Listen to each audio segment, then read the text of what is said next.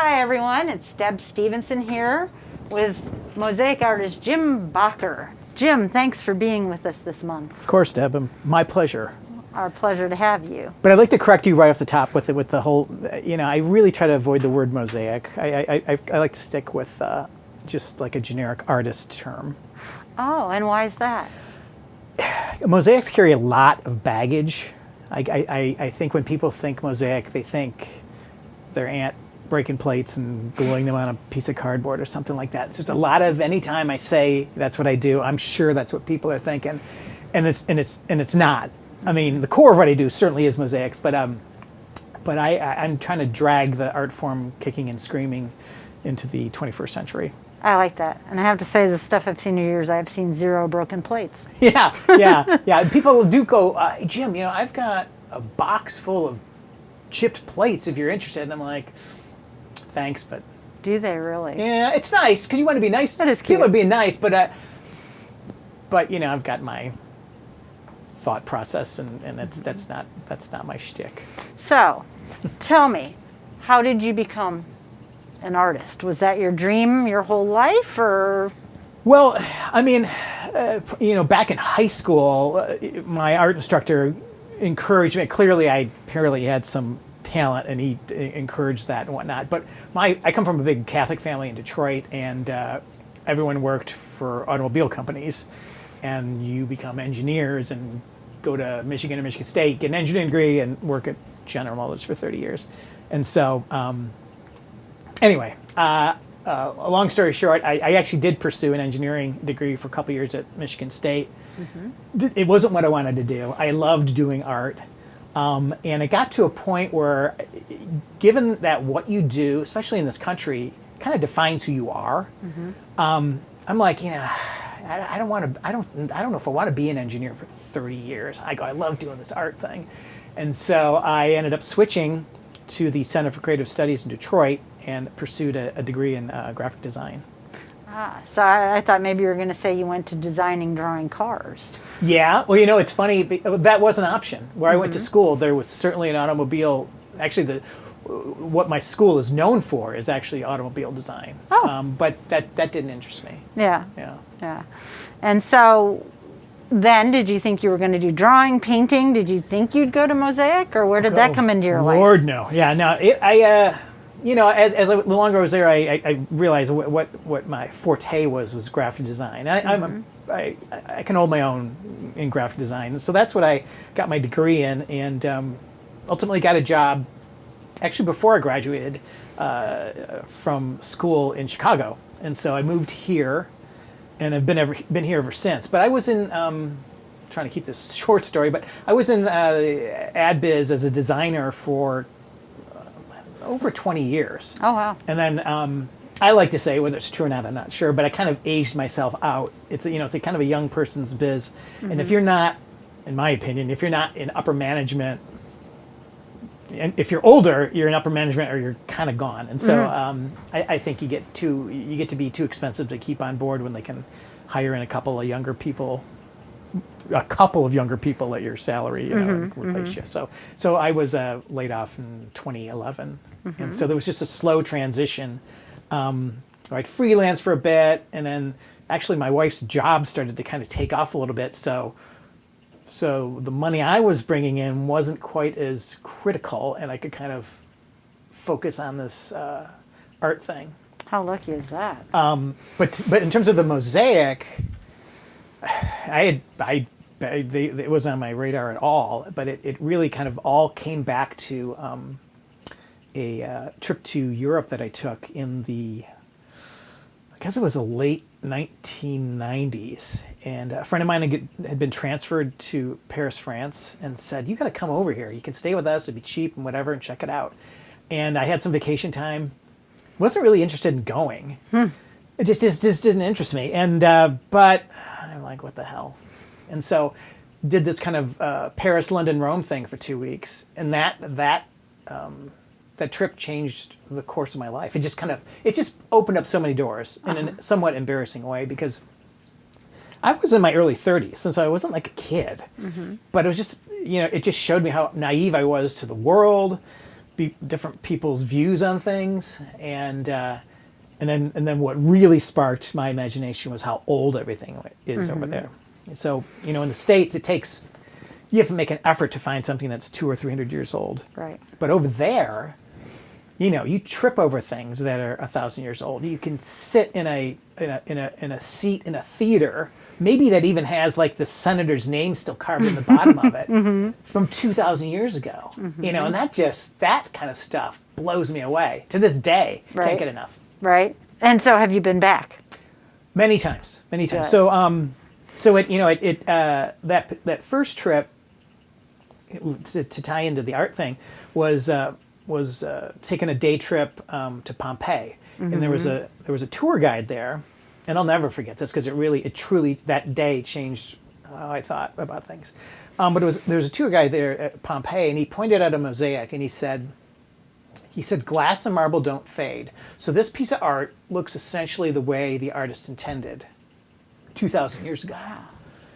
And even saying that, it kind of gives me chills even now, because it's just the staying power of the art form is amazing. The fact I never thought of that. Yeah, it's crazy. So it might be a little bit dirty, but clean it up. It's exactly the artist intended back then. Wow. And so what I took upon myself was like, well, maybe I can start doing pieces of art that reflect what I think and my thoughts and goofy thoughts and funny thoughts or serious thoughts, I don't know, whatever. And they have the potential, I'm not saying they will, but they have the potential to last a really long time, and maybe have somebody, 500 years from now, or 1,000 years from now, at least have a little bit of hint of who I was. What an amazing thought. Yeah, it's because I like to joke. I've got twin boys, they're 14 now, but I like to say they're not going to build a pyramid in my honor that's going to last 3,000 years. I know Right. But these pieces of art have the potential, I'm not saying they will, but they have the potential to last a really long time. Right. And they're fun, I think, unique thoughts specific to me, because I did them, that might elicit a reaction many hundreds or thousands of years from now. What an amazing thing, because in my job, the minute I finish a note, it's gone. Right. And yeah, you can have it on a CD or whatever, but it's not that exact same note again, right? It's never going to sound like it did in that instant. Right. So I've never thought about a career where 500 years from now, somebody might look at what I did and be like, wow, this was one cool guy. Well, it's just, the other thing, because I got so into ancient history, and I actually volunteered on a dig in Pompeii for 5 or 6 weeks in 2001. Is that the more you get into it, the more you realize you were not here long. Yeah. And it's like, boy, you got to make hay while the sun shines, because you're just not here long. Yeah. And so I work all the time, but I love it. But I'm just like, I've got a list of ideas, and all right, that one's done. Let's see from this list, what can I work on next? But So you come home from this trip, and you immediately think, I got to make a mosaic, or were you thinking different ways? Well, I thought I got to learn how to do it, and because this is not the other. Well, this is a bigger thing. There's the craft versus the art, and when you think mosaics, it's pretty crafty, and that's okay. That's cool. That's not what I want to do, and so I'm like, I want to do it the way the ancients did it. And so it was the early days of the internet, and so I actually I found a class in Italy, in Ravenna, Italy, which is known for its mosaics. And so I had some time off. So I went there and took a class on how to do it in the ancient technique. And so it was a couple weeks long. There was about 6 people in the class from all over the world. And that gave me, the core knowledge to bring this home and start playing around with it. Wow. And so what happened, and what I thought was like, because I had preconceived notions of mosaics, and I'm like, what, I don't ever see like contemporary subject matter mosaics at all. It's always religious or geometric or flowers or blah blah blah or You're whatever. right. But there's no like takes on modern life or whatever. And so I had at that point, I don't know, 10, 15 years of experience in the ad biz. And so I kind of started doing these, concepts that had kind of poked fun at consumerism, and what we value today, and now it doesn't really matter. So what I would do is kind of, the early pieces, especially, and I still do this to this day, is merge religious things with stuff that people worship today, like coffee. So I would do a rendering of a cup of Starbucks, and I'd have one of those halos that you'd expect to see in mosaic in a church somewhere behind it. People worship coffee. People will pay $5 for a cup of coffee, and that kind of stuff. One thing, and here's one thing that I'm very proud of, and I'm pretty sure I pioneered this. I don't like to talk about myself much, but I have to say, I don't think I've seen this before. What I like to do, if I can, if I can incorporate the actual subject matter into a piece, I will. Meaning, with the Starbucks thing, I went to Starbucks and got them to give me a free small cup of coffee. And I took that coffee and mixed it into the mortar of the piece when I was setting it. So, Deb, 1,000 years from now, if it still exists, the viewer is still in the presence of the actual subject matter. I love that. That's awesome. I love that too. That's genius. And so I took it further, not further, but differently, like Cheetos, or I did it with Twinkies. I want a Cheetos mosaic. It's been sold about 10 years ago. But I did it with Super Dogs. What I would do, I did something with Super Dogs last year. Oh. And they also donated them. It was great. I put them on my grill, torched them for hours so that they were literal charcoal. Crumpled it into powder, and took that powder and put it into the mortar mix of the piece. How did you think to do that?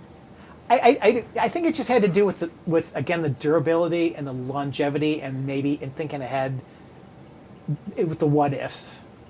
I like it's literally a timestamp capturing something that people love hot dogs. I love hot dogs. And in being in the presence of the hot dog is just ridiculous fun. I love that. So your very first mosaic, do you still have it? Where it is, I'm not sure, but I still have it. And what is it? Well, they for that class that I took, they sent you home with 2 pieces that you did, and they actually had us. One of them was they actually had us replicate existing mosaics.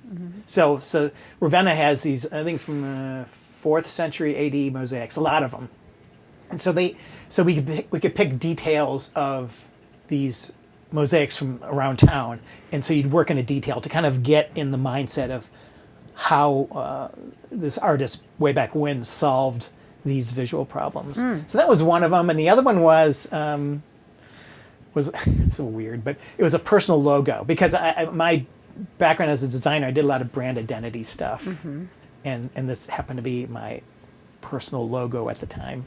But that's around somewhere. I don't know where. Somewhere. I didn't throw it out. I'll tell you that. Good. And so now tell me a little about the process. So you come up with an idea, and then do you draw it? Do you just start mosaicing it? Well, you certainly don't start mosaic.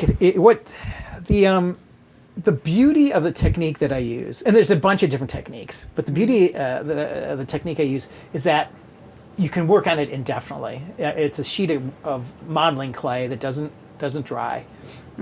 You transfer your concept. I won't go into detail why, but you end up getting a cartoon of your design on that clay, and then you can work it to death until you think it's done. But to back up a little bit, depending on the concept, sometimes I sketch, sometimes I immediately go to the computer and say I need reference for a squirrel, or a pack of cigarettes, Sure. And then I might take that and manipulate it, or print it out and do something to it and bring it back together, and so it depends on the concept whether it's just sketched out or whether I can do it all on the computer. But the other thing, see, this is what drives me insane about people. Sometimes go like, why are you so into mosaics? Because you're always bitching about them because they're such a pain in the ass. And they are. It's really hard to do well. It takes a lot of time. It's tedious. Sometimes it can be expensive. And so what I was going to get at was the expense. Sometimes I got to sit there and like, you know, I don't know if I want to do that because it's going to be too expensive to produce. Because if it's glass, if there's glass involved, Italian glass is crazy expensive. It's like $25 a pound, and you need 3 pounds for 1 square foot of. Right. So it's like, all right, I can execute that part of that art for $100 if I use Italian glass, or for $8 if I use marble from the tile outlet store in Fullerton. You know, and so there's all these kind of considerations, and then you also got to think, Deb, is I'm gonna watch my arm because the other thing you got to think about is like, can I sell the piece? Yeah. You know? Yeah. It's like, all right, should I invest a few $100s in material because this is such a great idea and someone's going to buy it? Or, you know, is it something I think it's cool that no one else might, you know? So there's always this kind of financial component Right. with the mosaic thing. Right. Because you're constantly constrained by your materials. So like, another one of my harangues, it's like, you know, maybe you have to render an orange or something like that, right? And so it's like, all right, well, I can't do it in marble. Marble's cheap. Can't do an orange in marble because it's not going to look like an orange. It's not going to look like, I don't know what it's going to look like, but it's not going to look like an orange. So I got to use glass. It's like, oh, how many oranges do I have in-house? You know, maybe I have like 3 or something like that, or 4. And it's like, all right, can I capture the essence of the orange the way I would not be embarrassed by with the colors I have? Right. Or do I need to spend $50 on some new glass and wait a week for it to get it? And so there's always this kind of like, oh God, is there anything easy, you know, with this stuff? Yeah, yeah. And so then once you've decided your material, Yep. your subject matter, Yep. then do you hand cut the pieces for that particular thing? Right. So right behind me, I have, it's called hammer and hardy, and this is this ancient technique, and it's so you have 2 hammers. This one's for glass. It's got like a carbide edge on it, and then I have another one behind me that's for marble that doesn't. Okay. And then there's a matching hardy sunk into those logs behind me, and you put a piece of glass or marble on it, and you kind of give it a whack to kind of form it into whatever shape you want.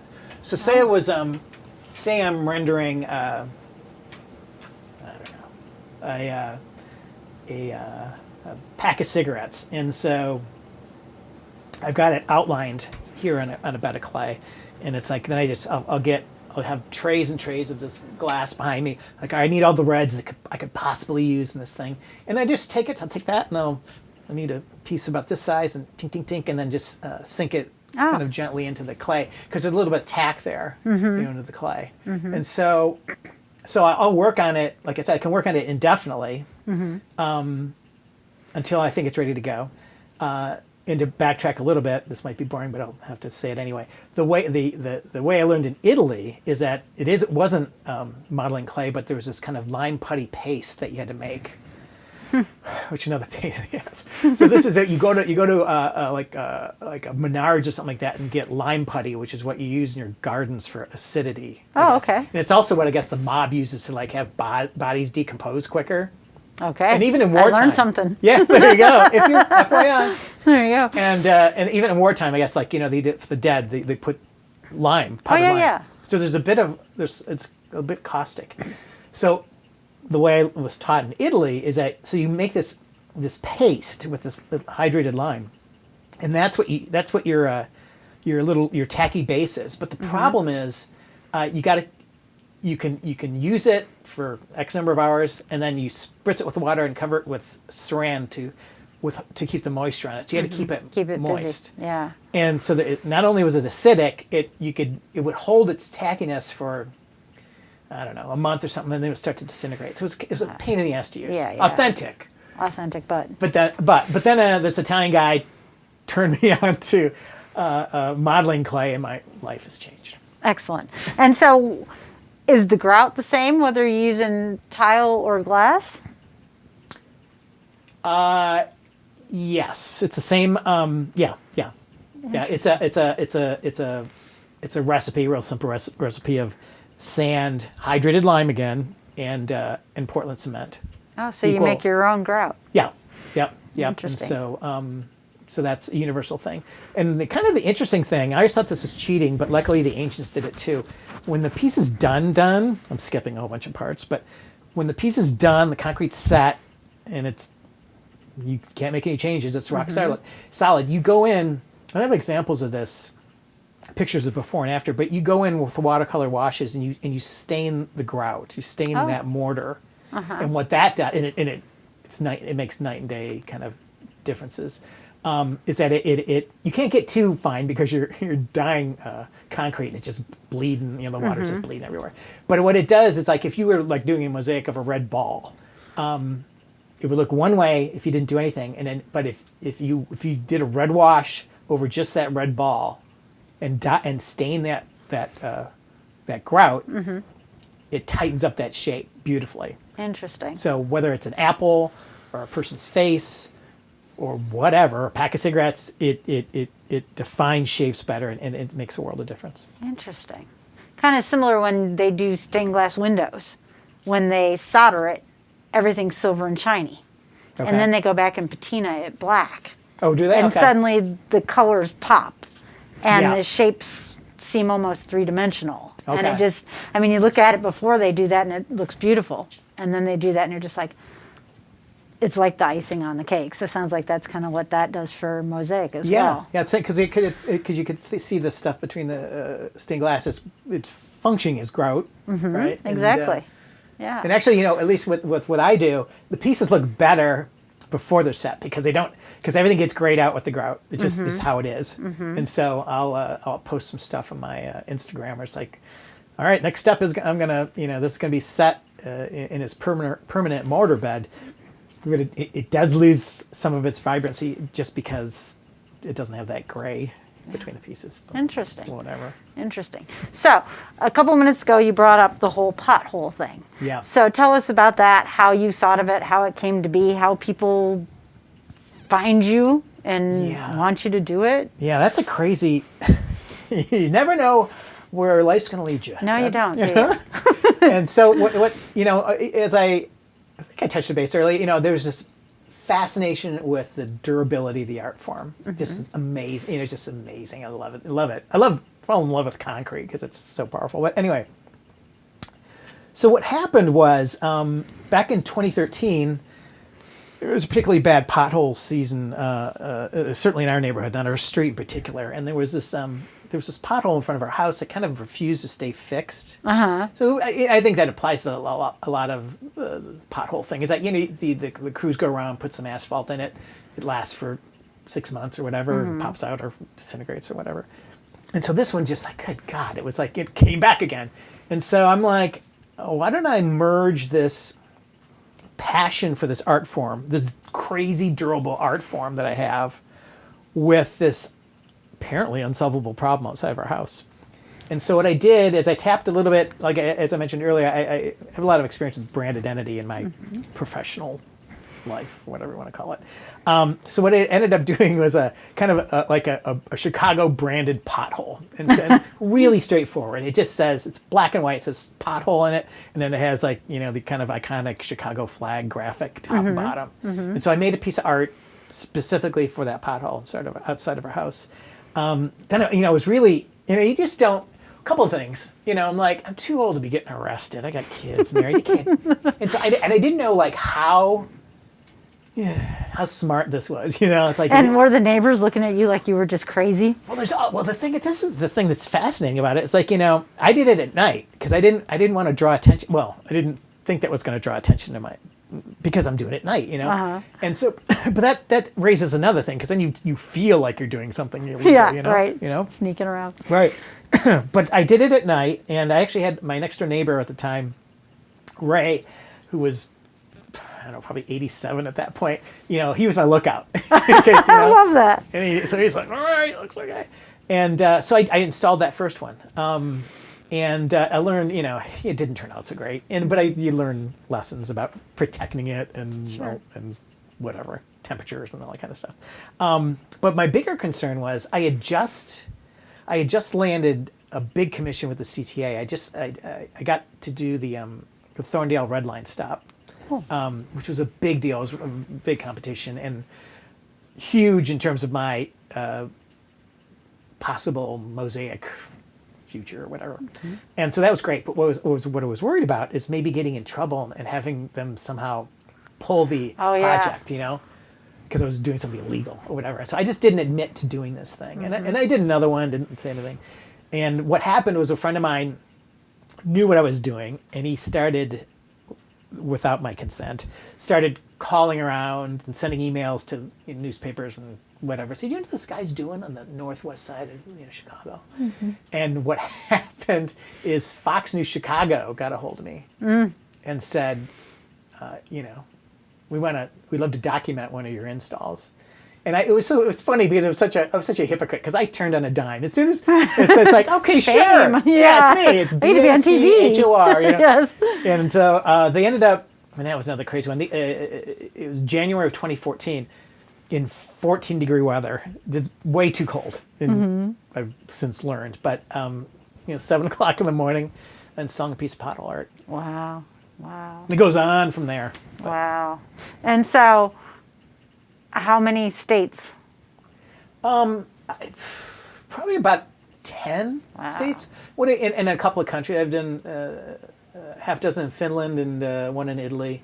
But what because you gotta watch your money as an artist, and so a lot of times it's I'll if I know that I'm going somewhere for some reason, if I can wing it, I'll bring a piece of art with me. Mm-hmm. Or I've done Kickstarter things to fund it. I had a great campaign in New York in 2018 that went beautifully until it was a week-long thing. It was great. It was all funded mostly by New Yorkers via Kickstarter.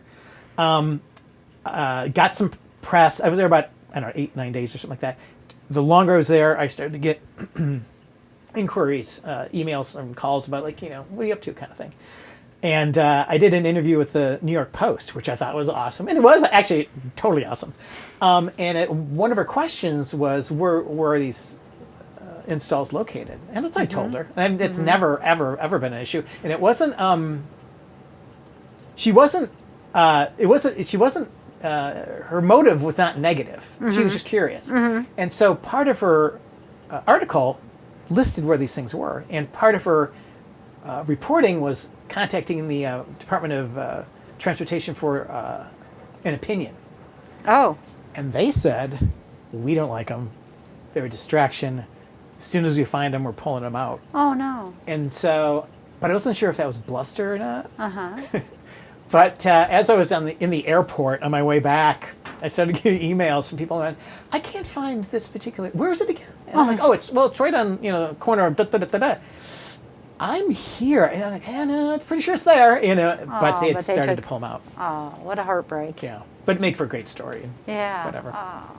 So, biggest mosaic ever? Biggest? This kind of goes back to the complexity of the engineering aspect of all these mosaic things. I did a public commission for the city of Chicago on the 87th Street on the far south side. That was 5.5 feet tall by 90 feet long. Wow. But again, it's one of these things where it's like you have to decide what kind of materials can you do that within the budget, and how big the pieces are. It's not like those pieces are that big. Right. It's not because you can't. I'd be you there. You'd be there to this day. Yeah, that's right. Where is that's he? Right. He's still working on that thing. Yeah. So that's you have to figure out what the square footage is. That might be the biggest one. The Thorndale stop, that was something like 700 square feet. Wow. But I didn't actually. That was fabricated in Germany. I actually went to Munich, and there's a mosaic, 150-year-old mosaic fabricator out there that followed my designs. Oh, I didn't know that was such a thing. Yeah, there's not many of them out there. I'm going to guess 6 to 9 in the world that are good. Uh-huh. And so through the CTA, we decided on this one in Munich that it's been around for 150 years. It's done work at the Vatican, wow. In St. Peter's Basilica. I mean, they are old school. It was just an incredible experience. I was there about a week or 10 days or something like that. So you actually got to watch it be made. Yes, and they have it was so old school Germany, European, and whatever. So there was artists' apartments in their Oh, awesome. in their building, like on the 7th floor. And so each floor had its own kind of specialty. One of which was mosaics, one was stained glass, and then I forget what some modern glass, crazy stuff. But yeah, so I was there to answer questions about, all right, how are we going to execute this stuff? Because again, budget-wise, in certain areas, the background areas, you're not doing tiny. You got to use bigger pieces of glass and whatnot. But they did it. They did a fabulous job. It took a few months. And then how did they get that back here? Literally shipped it over time. It took, boy, I'd have to look back on my notes, but I mean, so from getting awarded that commission to it being installed, it could have been 3 years. Wow. It took, because there was delays and all sorts of. Sure. But anyways, it was a great experience. And then so it comes on big panels. Yeah, it's and then they're very German, very smart. The way there's a schematic, and it's what I use for my stuff to this day on a smaller scale. So what they would do is they kind of break it up into puzzle pieces. It's like, all right, this is the south wall, and here are the arches, and there's like a 2-scale drawing, and then they break it up into like A, B, C, D, E, F, G, and whatever. And so then they cut it up. The pieces are that had mesh in the back, so they cut it up into like 2-foot squares or whatever, and mark them A, B, C, D. And so then the installer is essentially just reassembling a puzzle. right. And then they're just cemented to the wall. That particular piece, yeah, it was. They put some sort of adhesive on the wall. The art was done on mesh, on the mesh on the bottom, and then they put thin set or whatever on the wall, squish it in onto the wall. It's very tacky. And then let it sit for a day. It hardens. Now it's rock solid, and then you grout over the top. Just of like that. if you're doing your kitchen backsplash. Yeah. On a big scale. Yep. And then do you do any of that? Do you do the grouting or anything, or is that all just part of the? That for that particular project? No, I didn't. Okay. Have to. It was glorious. Yeah, no, I didn't do any of that. It was Nice. like, no. Nice. Walk around with a beanie and say, Nice. And so, your glass, where do you get it from? Does it come in big sheets? How? Yeah, it's tough. It's really expensive. It comes in 3. You can get it. I get. I'm kind of a purist because it's how I was taught, and I'm not going to deviate. But I get it from Italy. It comes in 3 cuts. It comes in A, B, and C. A being the most expensive, B less so, and C the cheapest, which is still really expensive. C cut are pizzas. Literally, you get a round blob of glass. It's about 3/8 inch thick, and then you break it down to what you need. B cut are irregular 2 by 3 inch pieces that you get. It's a little more expensive. And then A cut are these little bricks that are 1 centimeter by 1 centimeter by 2 centimeters or something like that. The reason why A is most expensive is it has the least amount of waste. Okay. So with that, and I've worked with this C cut and B cut before, and it's just maddening. I'm like, do I need to take a class or something like that? Because trying to control these cuts and there's a lot of waste. And with the A cut, it's already small, and you're just nibbling at it and get it to the right size. But yeah, it's maddening. Wow. Yeah. Wow. So, future plans? People ask that a lot. I don't really have. Here's how I answer that. It's like I just keep doing what I do, and good things happen. Which is, and that's lucky. Right. I can't. I'd love to be able to afford like a agent to kind of track down work for me. What happens is sometimes people get a hold of me, and that's great. I sell fine art. I say fine art pieces that I do that just have my same kind of attitude of ridiculousness and whatever. And it just kind of like, it's like, all right, no commissions are really kind of, because I don't really pursue that stuff. Right.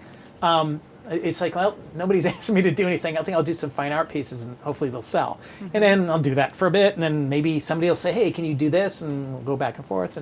And so it's really loosey-goosey. I don't really, the other beautiful thing, so like public art commissions are a pain in the ass because there's a lot of competition, and and it take a lot of time to like apply for. And there's a really good chance you're not going to get them. Right. And so, with the pothole thing and all that PR that got, I'm not saying it happens all the time, but I will get commissions that they'll just say, we'd like you to do this. And sort of have to deal with the That's the best, competition. right? So it's huge. That's the best. So the short answer is I'm just kind of keep doing what I'm doing and try and mix it up so I don't get bored and things seem to work out. I love that. Well, congratulations on all of that. Thanks. And thank you for spending some time with us. Of course, it's always fun to talk of my favorite subject. Super fun to listen to you talk to. Thank you.